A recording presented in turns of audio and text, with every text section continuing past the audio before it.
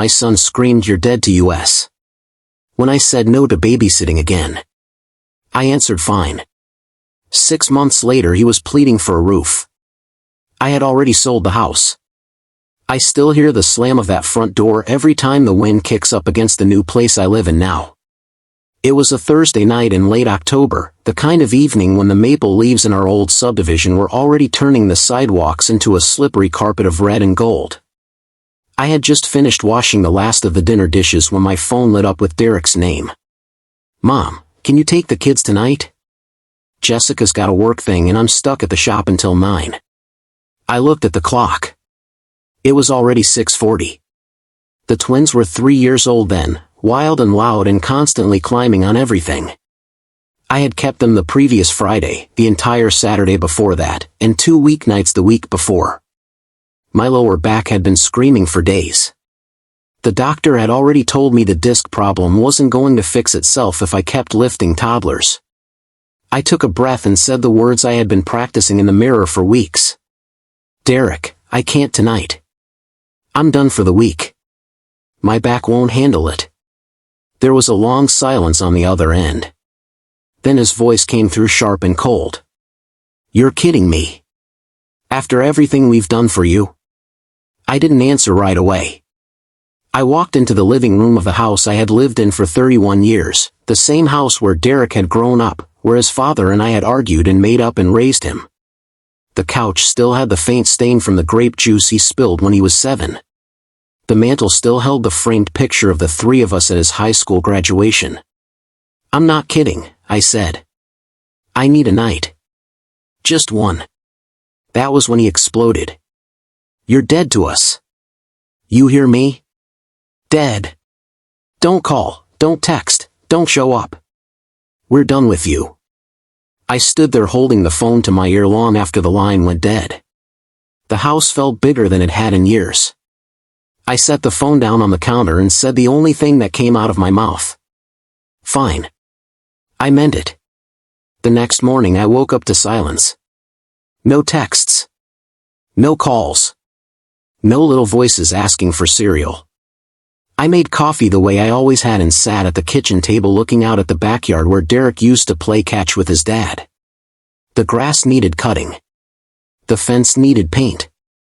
Everything needed something I no longer had the energy to give. Days turned into weeks. I stopped checking my phone every 10 minutes. I stopped waiting for an apology that never came. Thanksgiving arrived and I ate a quiet meal by myself with a store-bought pie and the television on low. Christmas lights went up on every house on the street except mine. I left them in the garage. There was no point. Around the middle of January, the real estate agent I had spoken to years earlier called to check in. She asked if I was still thinking about selling. I looked around the house that suddenly felt like a museum of a life that no longer included me and said yes. We listed it in February. By the end of March it was under contract. By the first week of May the papers were signed and the keys were gone. I moved into a small one-bedroom unit on the other side of town, the kind of place with thin walls and a parking lot instead of a driveway. It was quiet. It was mine. I brought only what I needed. The rest went into storage or to the donation center. I did not leave a forwarding address with anyone except the bank and the post office. 6 months after that Thursday night the phone rang again. I almost didn't answer. The number was unfamiliar, but something in my chest made me pick up. "Mom?" Derek's voice sounded thinner than I remembered. "Mom, it's me." I sat down on the edge of the bed. "I know." He started talking fast, the way he used to when he was a teenager trying to explain a broken window. Jessica had left. The shop had laid him off. The apartment complex was giving him 30 days. The twins were with her parents for now, but he needed somewhere to stay until he got back on his feet. Just a few weeks. Maybe a month. He could sleep on the couch. He would help with whatever I needed. He was sorry about what he said. He didn't mean it. Things had been stressful. He knew he had been using me. He knew. I listened until he ran out of words. Then I told him the truth.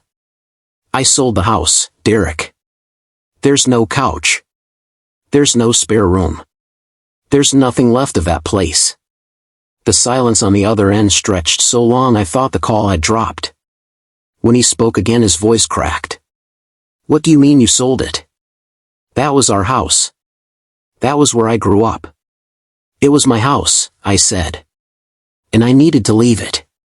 He started begging then. Real begging. The kind that comes from a man who has nowhere else to turn. He offered to pay rent. He offered to fix things. He offered to never ask for babysitting again. He said the twins asked about Grandma every night. He said he had nowhere else to go. I looked around the small room that had become my entire world. The single bed.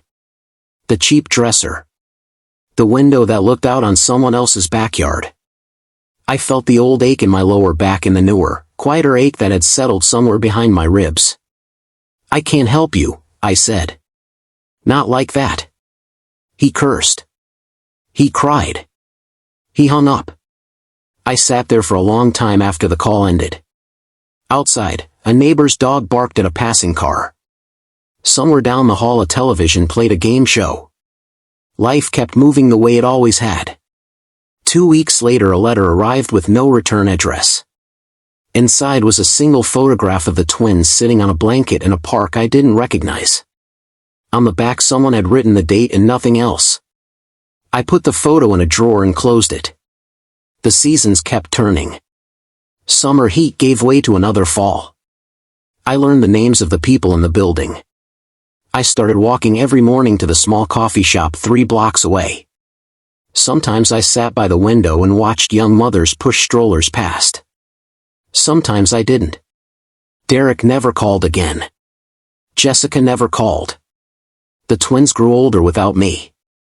I heard through a former neighbor that Derek had moved in with a friend for a while and then somewhere else after that. I did not ask for details. On quiet nights I still think about the house. The way the porch light used to look when I pulled into the driveway after dark. The sound of little feet running down the hallway. The slam of that front door on the night everything ended. I think about the word find and how final it had felt leaving my mouth. I live differently now. Smaller. Quieter.